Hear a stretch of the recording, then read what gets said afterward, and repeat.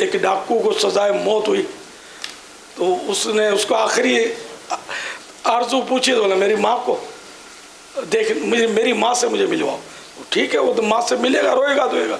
माँ को लाया गया तो ये तो फांसी की सज़ा हो चुकी थी, तो आखिरी आरज़ू माँ आई उसकी, तो माँ को जैसे देखा उसको झपटा मारा उसने और नोचना शुरू कर दिया। अब जू तो इसको अलग क्या, बोला ये क्या कर रहे हो माँ को, आखिरी वक्त बोला तो ये माँ ने, इसी माँ ने मुझे फांसी के फंदे तक पहुँचाया। मैं पेंसिल चुराता, कॉपी चुराता, माँ को बोलता, माँ मुझे समझाती नहीं थी कि ये गलत है। फिर आहिस्ता आहिस्ता मैंने चोरियाँ शुरू की, फिर और आगे बढ़ा और डाकुओं की टीम ज्वाइन की और आज कत्ल गारतगरी करके मैं फांसी के फंदा पहनने वाला हूँ इसी माँ की बदौलत। तो ये है कि वो बोलते हैं नस्ले को अगर बीमारियों से बचना है तो नस्ले को कंट्रोल करो, ताकि नस्ले को कंट्रोल करो ताकि बुखार से बचो।